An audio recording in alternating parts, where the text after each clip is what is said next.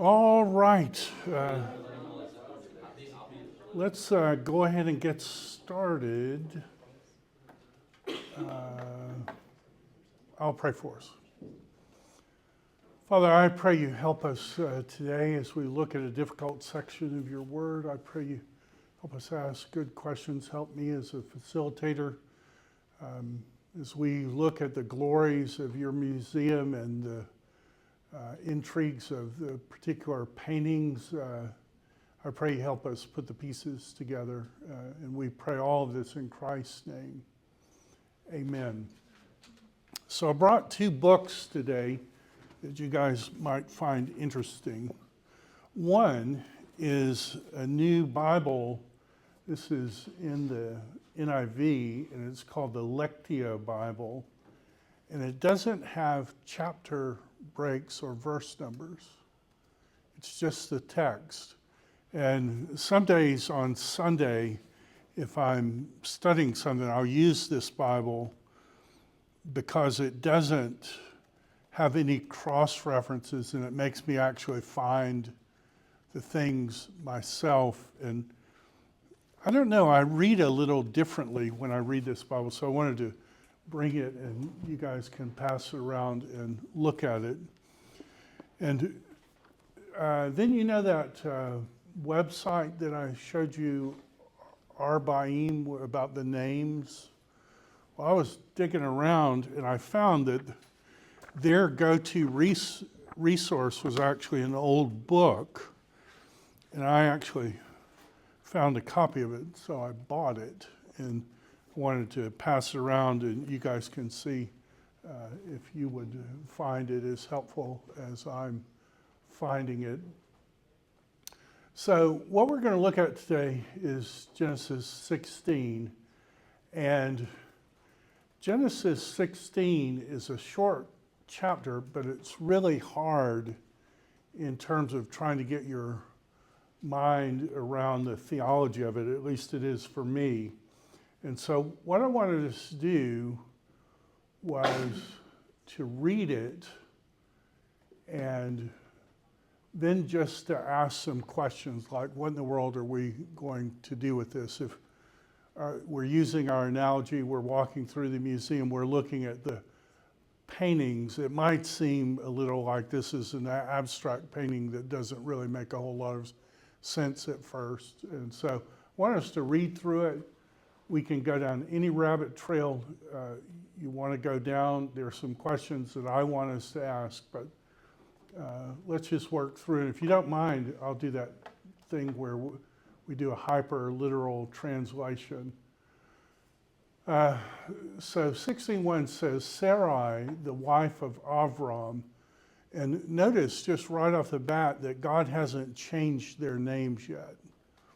A little later, God's going to change Sarai to Sarah, which probably is something like my princess to the Lord's princess, and Avram, exalted father, to Avraham, father of a multitude of people. But that change hasn't happened yet. Sarai, wife of Avram, did not bear for him. Now, to her there was a shifka, which is like an employee, a servant, a household servant. And the shifka was an Egyptian. Now, I want you to notice something, that just a few verses up, God had promised that he was going to give the land to Avram, and it was from the river of Egypt, which is one of the four rivers of the Garden of Eden, and it's called there the River of Egypt. And so now we have something about an Egyptian, and we should at least ask, is there some kind of connection there, or is there not a connection? So now there was to Sarai a Shifka, and she was Egyptian, and her name is Hagar. Now, when I look at that word in Hebrew, Hagar, it looks like it, I mean, to me, it looks like it says the sojourner. That may not be what it means, but that's what that word looks like. When God talks about the land of your sojourning, the name is very close to this Egyptian servant's name. Sarai said to Avram, please now, and this is going to be the particle of entreaty, please now, the Lord has constrained me from bearing a child. Please go into my Shifka. Perhaps I will build up from her a family, I guess we're supposed to add. And Avram listened to the voice of his wife. Is there anything in that verse that is an echo to something else we've read? What's it an echo of? In the Garden of Eden, in Adam and Eve, Adam listened to his wife Eve when she took of the fruit of the tree of the knowledge of good and evil, and gave to him also. Yeah, and so this is from Sailhammer's Pentateuch's narrative. Eve says to Adam, Sarah says to Avram, God rebukes Adam because you listen to the voice of your wife. It says Avram listened to Sarah. Eve took some and gave. Sarah took and gave to her husband. So do you think 16 is mimicking in any way the failure in the garden? It's something for us to think about, isn't it? Sarah, the wife of Avram, took the Hagar, the Egyptian, her Shifka. That's a very odd.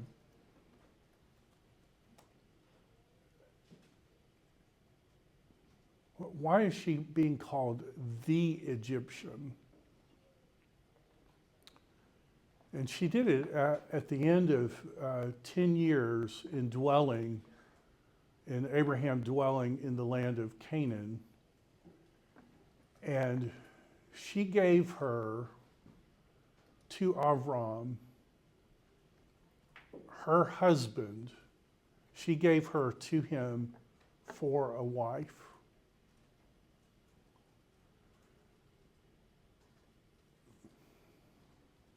I want us to just think about that for a minute.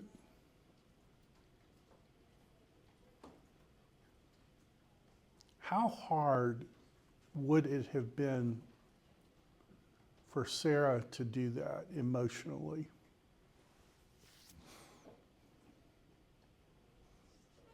Probably extremely difficult. I mean, this is the closest relationship any person will ever have to their spouse. And the most cherished experience between spouses is marital love. And Sarah is giving another woman to her husband.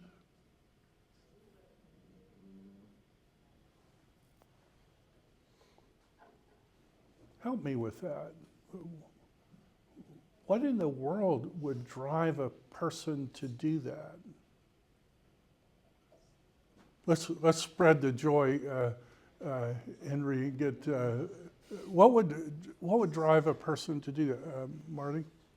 Well, heirs were really important, and I also wonder, I don't know a ton about ancient history, but I wonder how much of a status symbol were seen as, because what struck me is her wording. I don't know what it is in the original Hebrew, but in English, she says, so that I may obtain children by her, which I thought was really Right. interesting. Right, there's some sense of, she's feeling some sense of shame for being childless.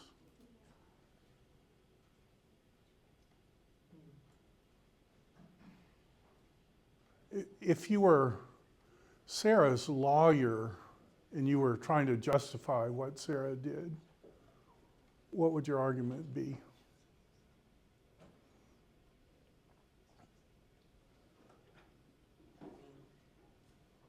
Suppose you could try to say it was self-sacrificial?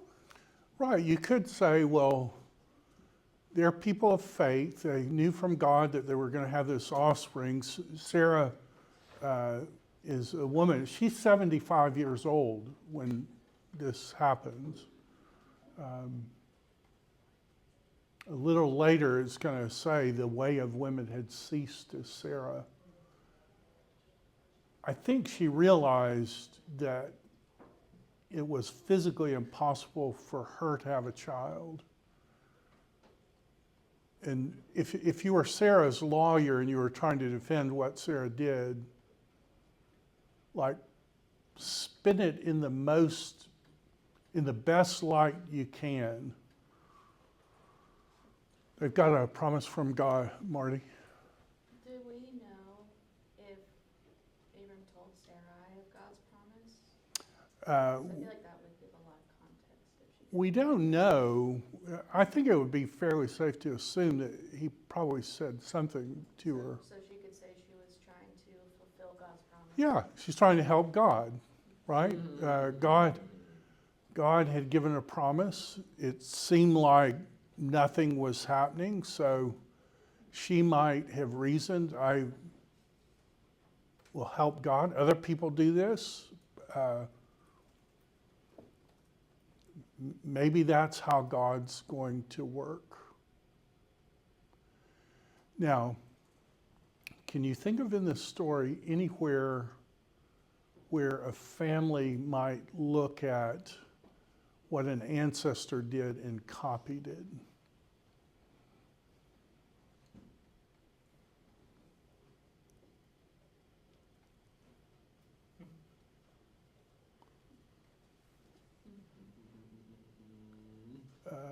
Let's see, do I have it here?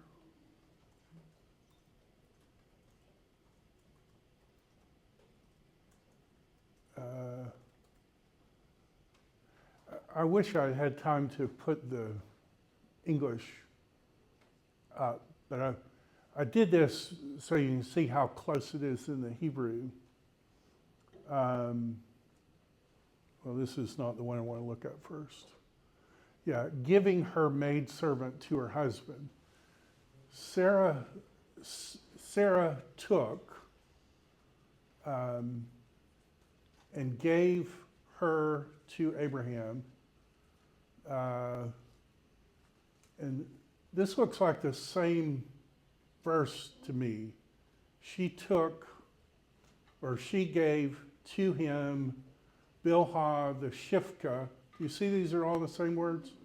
For a wife, and he went into her, that is Jacob did. Who is this? Abraham's grandson, and who's giving this Shifka to Jacob? It's Rachel, his beloved but barren wife. Now, what might be Rachel's reasoning? Could it be, well, Sarah is a godly woman and she gave this Shifka to Abraham. I have a Shifka. I'm barren. I'll do what Sarah did. And then, can you see this verse? Can you see that this verse in Hebrew is mimicking? So this is a different woman. She gave Zilpah the Shifka, or took, and she gave to Jacob. And do you see these are all the same?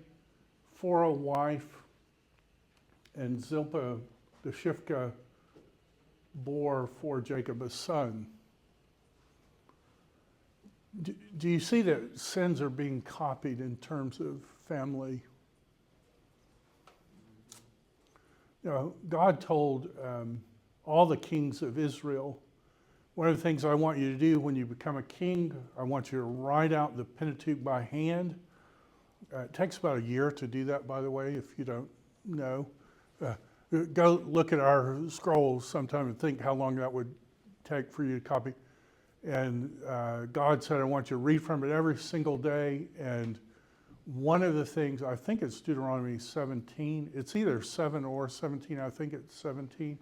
One of the things it says, if you're a king of Israel, don't multiply wives, don't multiply horses, don't multiply gold. It's 3 things it tells. So David becomes king. He's too busy to write out the scroll. That's probably why the guy gets killed when he touches the Ark of the Covenant, because David did it. Remember, you're supposed to carry it on poles. So he's mad at God for killing the guy, but it was David who got him killed. God says, don't multiply wives. And I think when you, well, I think we have the document. Let me see if I can find it. I don't want to guess about this.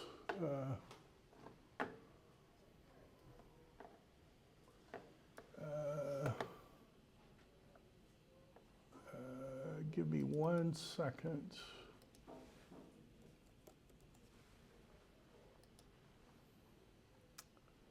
Yeah. So, yeah, it's Deuteronomy 17. So David should have copied this out and read it constantly throughout his life. When you come into the land the Lord your God is giving you and possess it to dwell in it, and you say, I will set a king over me, like all the kings round, you may indeed set a king whom the Lord your God will choose, one from your own brothers.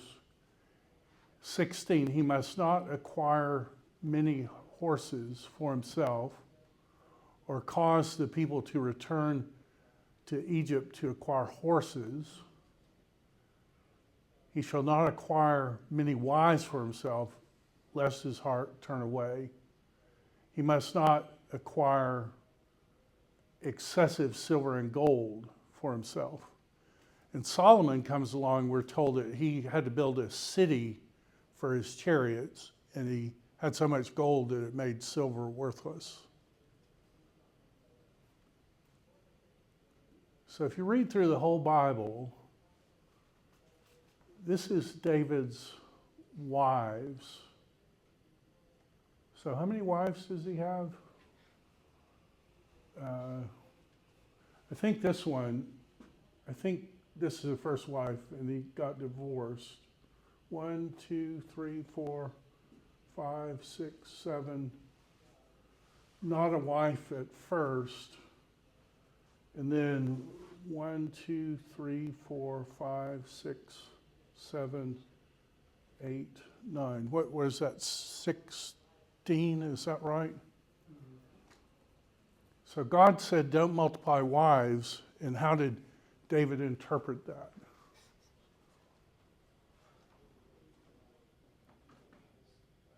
$16. What do you think about that? What do you want from a king? Don't you want from a king someone who says, I could marry any woman in the world I want to. I choose one. I'm going to be faithful to her my entire life. Isn't that what you want from a king? Is that David? So David has a son, and that son is Solomon, and it says of Solomon that he had 700 wives, and he had 300 concubines, and a concubine is almost exactly the word that you guys have in your culture, a side chick. Is that true? Do people use that term anymore? So he went through formal marriages for 700 women. You want to put that in perspective? If you had a wedding every weekend for how many years would it take you to? You could marry 50 a year.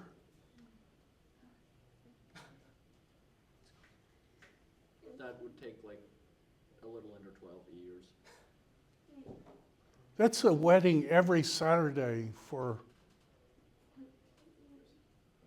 Do you think Solomon was violating? Hey, I don't want you to multiply wives. I wouldn't be so quick to judge.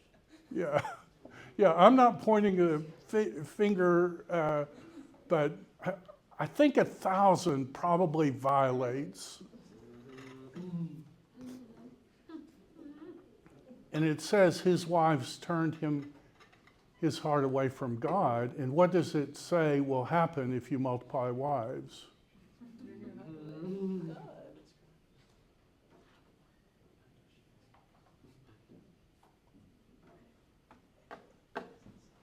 So do you see how David's sin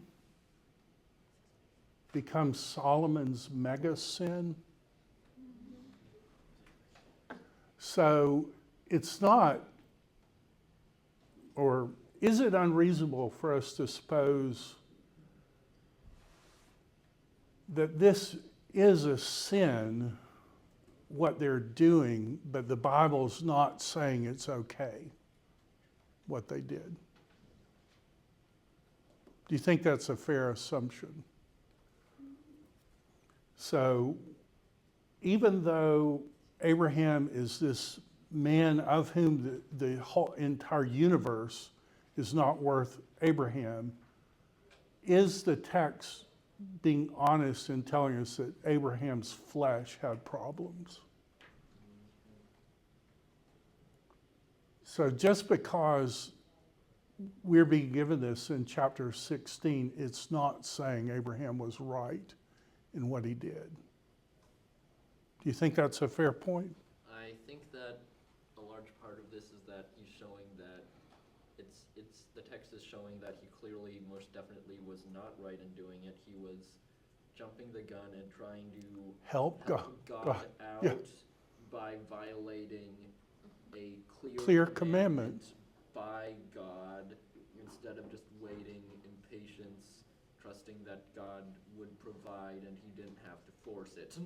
Yeah, and do we ever face that exact same temptation in life where we're just tempted to help God? Let me just help God. I wonder if that's what's going on here. When I put myself in this story and I try to imagine Sarah's emotional, I think she talked herself into doing this and maybe even said, I'm going to help God. But help me with Sarah's emotion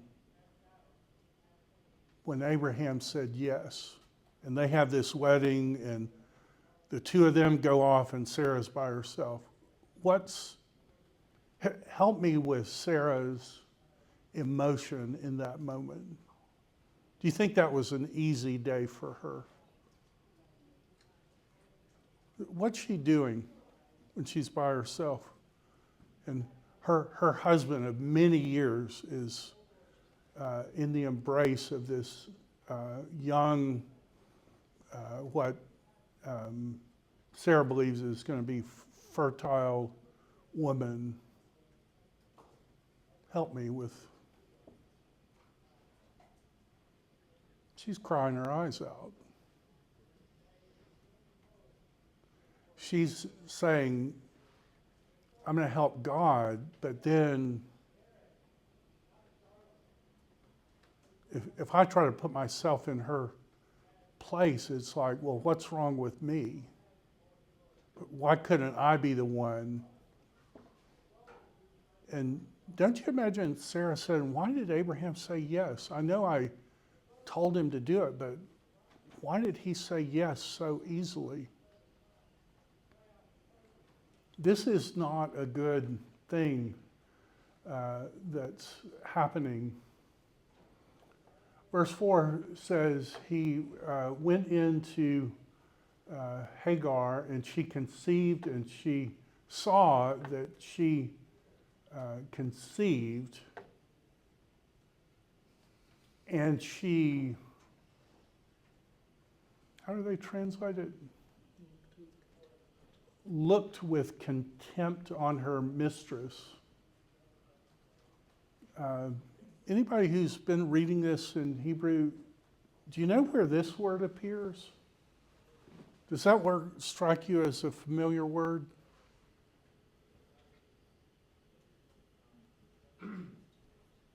Isn't it exactly the same word from 12:3? I'll curse the one who and the one who belittles you, I will curse.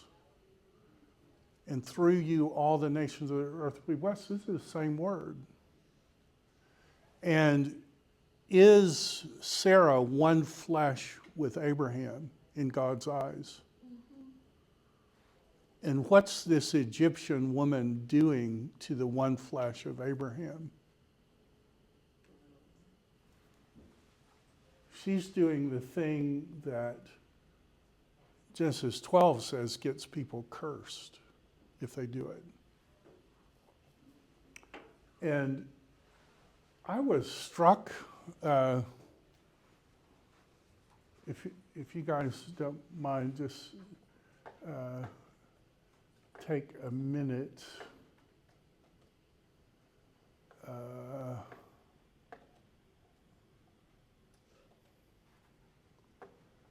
So this is the word, she looked with contempt. It almost says she cursed. It's the same word in 12. Is there another way in Hebrew that you could translate that word instead of mistress? It's a feminine word. It's the feminine word of the word Gibor, or and mighty one, mighty warrior one, like. And do you see how the Septuagint translates it? This is the feminine version of the replacement for the Tetragrammaton. That's interesting, isn't it?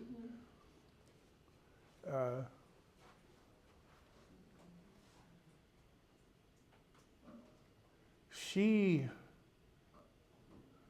kalalled her Geburah in her eyes. And then how bitter is Sarah in life after this goes down? Sarai said to Abraham, my violence be upon you. You know how they talk about the Gaza Strip and all the fighting? What do they call the pro-Palestinian fighters in Gaza? Hamas. Do you know it's the exact same word? And it means the violence. My violence be upon you. And I gave my shifka into your embrace. And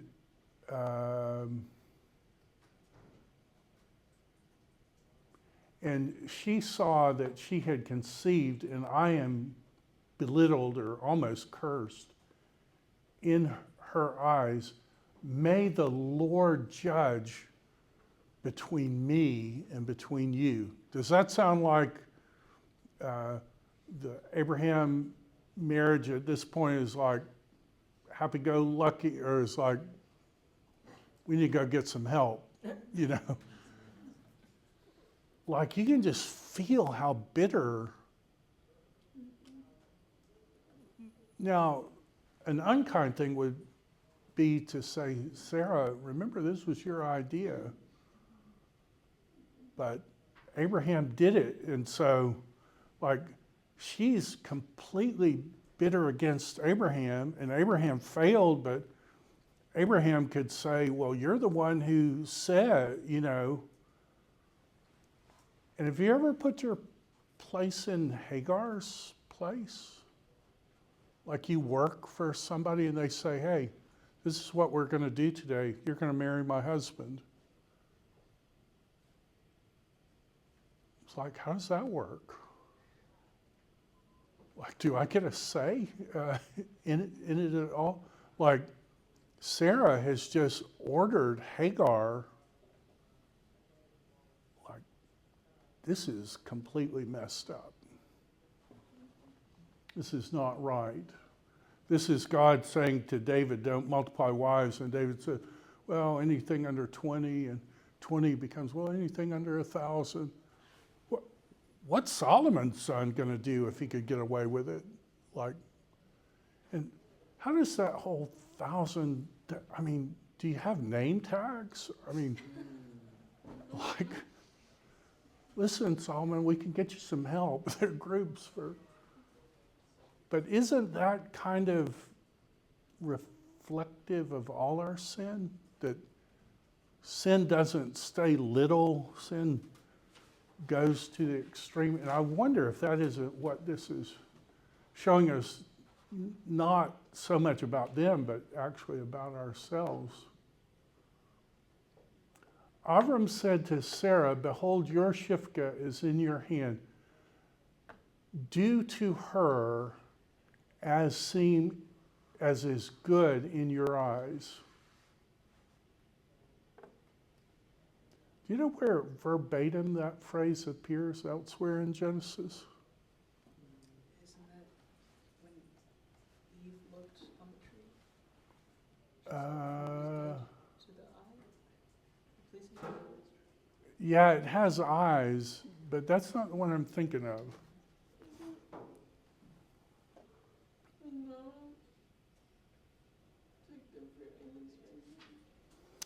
That's not the one I'm thinking of. It's possible.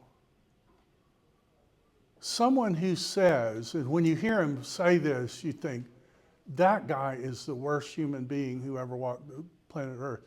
He says, do to them according to what's good in your eyes. Who says that?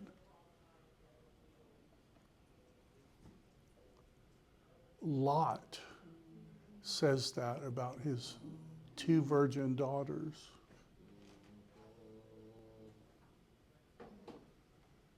Is this good, what Avram's doing here? Or is Avram operating out of his fleshly wisdom here? What I thought maybe was the possibility when I first read this text before we talked about the judge scenario with Sarah was I wondered how much if Sarah was actually trying to self-sacrifice for the sake of children, or if it actually was just more of a status thing that ended up inflating her ego so badly because she's not concerned about the child at all in this situation. And I found it interesting that Abram wasn't either, because why would he say that about someone who's carrying his child? So Due to her, whatever, yeah. And the same thing happens with Jacob marrying a woman and her sister as a rival wife. Leviticus 18 says when 3 people do that, all 3 of them get stoned. So that is not, and yet when it happens, what do those 2 girls do? They're competing for their husband's affections, and then they do the same thing with their employees. So there is no, well, we need to help God out. It's like, I just need to have a more kid count than my sister. could it be a possibility that maybe not like fully afraid of Sarah, but was just kind of like in her power and was aware of that, and just kind of let it happen because he's letting her like fully make the decision. Like she's angry, and then these words in the original translation mean violent and Yeah. warrior, and he's just kind of letting it happen, putting his unborn child in potential danger. I think that's exactly right. You would think that someone who did this would say, I feel your emotion, what we did was wrong, but we have a responsibility to this woman. We have a responsibility to her unborn child. And he says, do whatever you want with her. And if you're Hagar, how would you feel to hear the father of your child say, do with her whatever you think is right? That doesn't seem like a godly thing to do in that situation.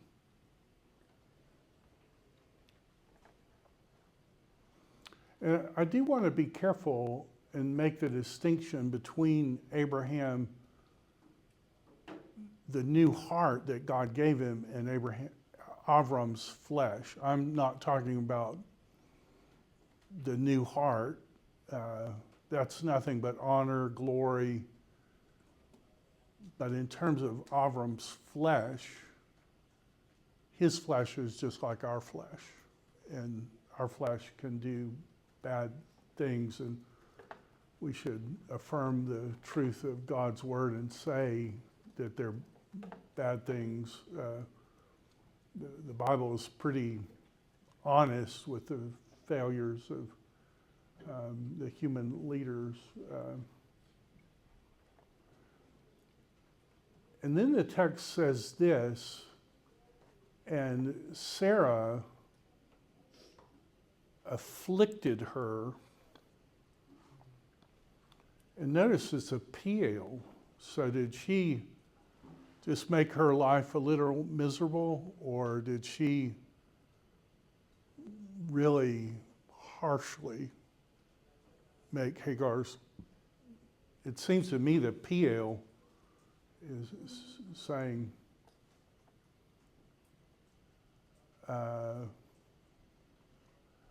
I would look up where this word is used, but I don't know, it's a little over the top. Where else that word's used?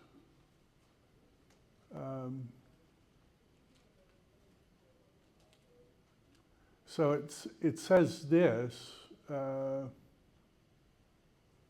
Sarai Piel afflicted her, and she fled from before her. And this is where the story, I liken it to an abstract painting, because you read this and you say, I don't get how this fits in with the story. And so I think we'll come to a good place, but let's just look at it. She fled, and the angel of the Lord found her upon a fountain of water in the desert, upon the fountain in the way as you go to Shur. And he said, Hagar, Shifka of Sarai, where are you coming from and where are you going? And she said, from the faces of Sarai, my Gibberah, I am fleeing. And the angel of the Lord said to her, return to your lordly lady. And then it says this, afflict yourself. So this is that same word, Sarah Piel afflicted her. The angel says, I want you to afflict yourself underneath her hand. And the angel of the Lord said to her, I will completely make great your seed, so that it cannot be numbered from greatness. Where have you heard that before? That's verbatim words from somewhere else. Where is it? What God says to Abraham. This is what God said to Abraham.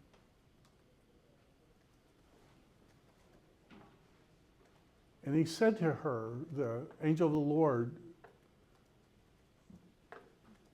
behold, you have conceived and will bear a son, and you will call his name Ishmael, because the Lord has shamad. Do you see, like the word hear and God hears, God will hear. You will call his name God will hear, because the Lord listened to your outcry of affliction. That's almost verbatim when Israel cries out and the Lord answers Israel. And he will be, and did you guys see my funny note in the reading log on this? He shall be a wild donkey of a man. I'm not sure I would translate it that way. This word is wild donkey. And what's this word? We've seen this word a lot of places. What is that word?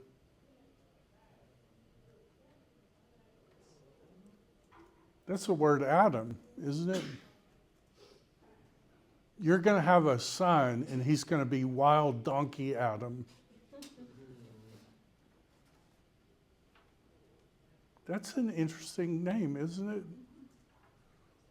His hand will be against everybody, and everybody's hand will be against him. And he will dwell upon the faces of his brothers. He's going to be an in-your-face type guy everywhere he goes. Now, if we were Jews and read this verse is almost an exact replica of another verse. He said to her, the angel of the Lord, you have conceived and will bear a son, and you will call his name Ishmael. What verse is that?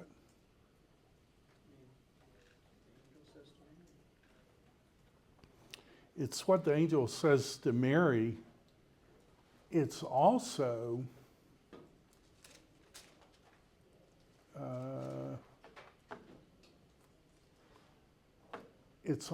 this verse.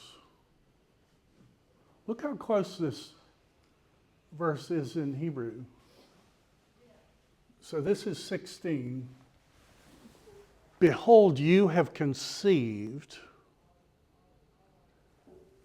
and you will bear a son, and you will call his name Ishmael. And then the sign that God gives is, behold, the hidden virgin has conceived. Do you see that's exactly the same form? And like, do you see those letters are the same? But this is pointed as a participle.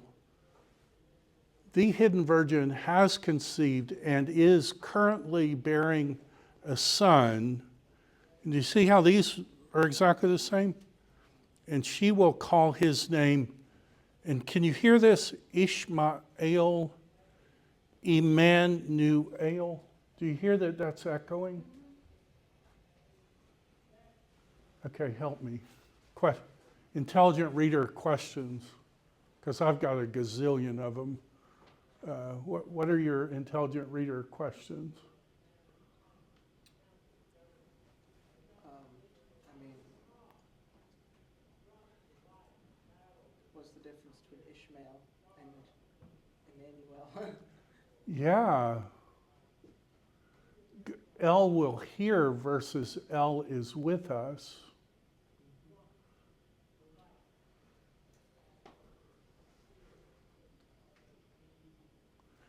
Do you have a question about God's experience of time? The hidden virgin has conceived and is currently bearing a son. When is this prophecy given? A long time before the virgin. 600, almost 700 years? But God is saying it's already happened. In fact, it's happening right now. How can it be happening right now if it's not going to?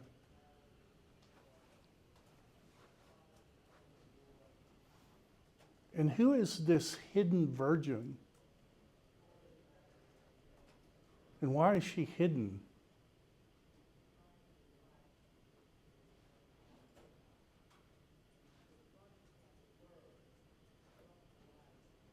And how is the Isaiah 7 prophecy related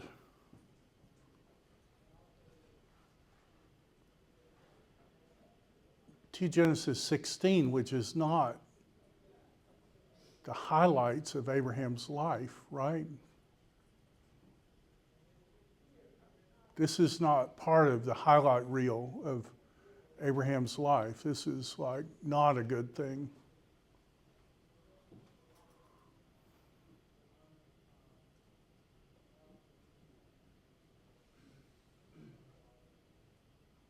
And if you were a skeptic, is there any accusation that you could make based on this chapter? Like, what's the objection that people are going to have?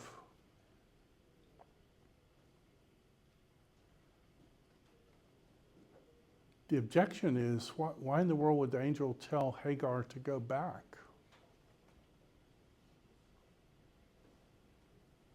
And I don't know the answer to that. But if you ask another question, it might help. What does God say will happen to people who curse Abraham? What does he say verbatim will happen to people like that in 12:1-3? That they'll be cursed. Is that what God gives Hagar? No. Is that what God gives Ishmael?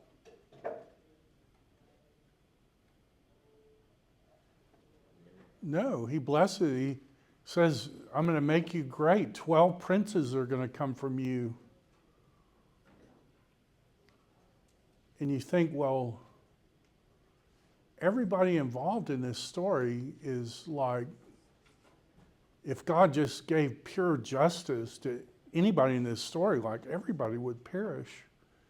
And yet,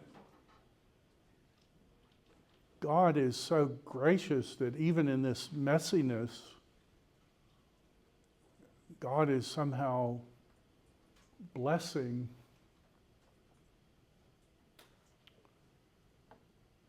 He will be a wild donkey of a man. He will be in the face of all his brothers. She called the name of YHWH. So did you pick up that she's equating the angel of the Lord with YHWH? It's the angel of the Lord who appeared, but she realizes it's somehow more than an angel. She said, you are the God, the El, who sees me, because she said, is it also even to hear that I am seeing after he sees me? What happens if people look at God in the Old Testament? They die. And does she die? she doesn't. So even in the midst of whatever messiness this is, like God's not just pouring out justice on anybody in this story. Therefore, he called, and I don't know who the he there is. Maybe it's therefore one calls this place to the well.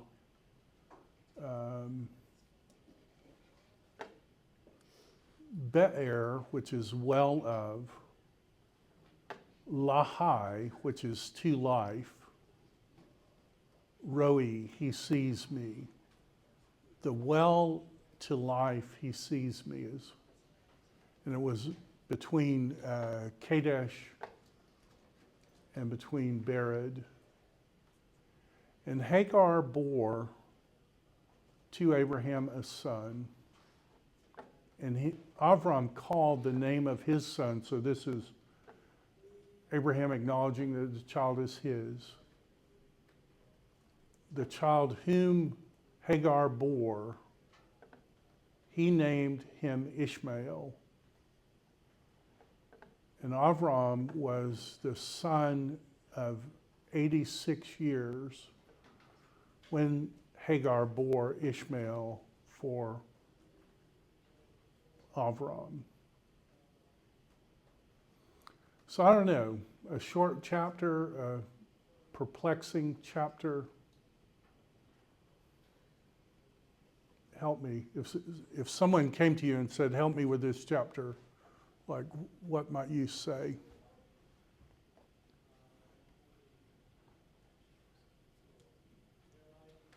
That exact point that God's offering mercy to everyone in the story, none of them deserve it, but yet God's still offering mercy even though Abraham tried so desperately to take control and he did something totally stupid. God's still using that and God's still going to keep his promise. And in spite, that's exactly right, Henry. That's exactly right. In spite of Avram's failure and Sarah's failures, God hasn't changed his commitment to the promise. He came to Avram and said, I'm going to bless you. I'm going to take you to the land I will show you. Your seed, all the nations of the earth will be blessed. And that looks pretty messy in this chapter, but you can see the foretaste of blessing. I mean, Hagar isn't receiving the curse that God said he was going to do to those who belittled Abraham. I think, for me, it's refreshing. Well, when you read other religious accounts of people, often it presents the leaders in perfect light. The Bible doesn't do that. It doesn't do it to Moses. It doesn't do it to Abraham. It doesn't do it to Jacob. It doesn't do it to Jesus' disciples. The Bible's pretty honest that all of those have failures. And then when you contrast that to Jesus, you realize that in every place where the forefathers failed, Jesus is facing that exact temptation, and he's doing the right thing. Jesus could be married to a gazillion wives. He's going to be married to one wife, the church. One wife and no other, and he does everything to win the heart of one. He's the king of Deuteronomy 17, who, though being rich for our sake, became poor. He didn't do what Solomon did. He didn't acquire so many chariots, he had to build a city just to keep all of them. God told him, don't do that. And he did the exact opposite. And David did the opposite. And yet God's still being faithful and gracious. So, kind of an unusual little chapter. We're going to have to ask the uncomfortable question of how chapter 17 relates to chapter 16. Because God's still going to do an offspring, but before he does an offspring, he implements this covenant of circumcision. And it's like, how does that relate to the failures of Avram and Sarai in 16? How does it relate to God's promise? But we will leave that for next time. So that's what I have for you today. I'll see you on Tuesday. Yay, we get to get out early. Thank you, Dr. Davis. Thank you, guys.